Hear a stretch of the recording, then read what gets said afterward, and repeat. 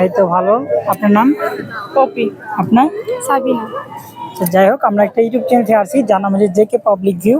আপনার কিছু আমরা কোয়েশ্চেন করবো, যদি আনসার দিতে পারেন আপনার জন্য গিফট আছে। আপনাকে প্রস্তুত? ঠিক আছে। ওকে, আমরা প্রশ্নে চলে যাই। একটি অসুন্দর মেয়েকে সুন্দর হওয়ার জন্য কি বাদ দিতে হবে?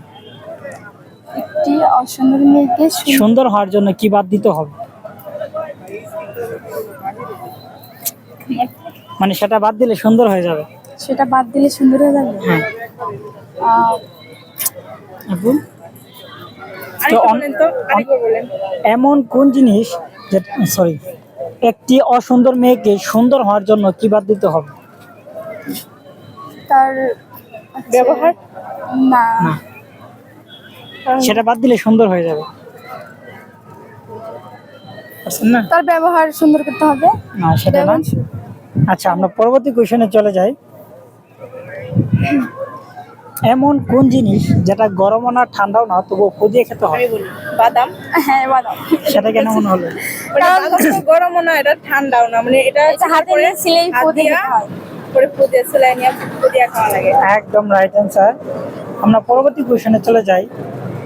এমন কোন জিনিস যেটা মেয়েদের বিয়ের আগে প্রেমিকে দেয় আর বিয়ের পরে হাজবেন্ডে দেয়?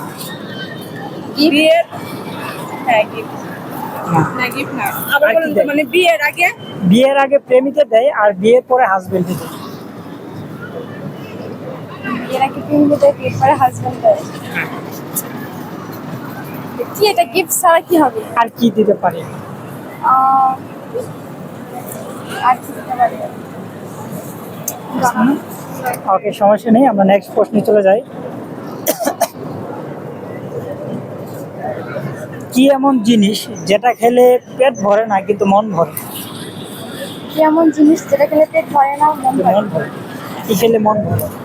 বলমু বলেন। বলো বলো বলো। কেমন কিস।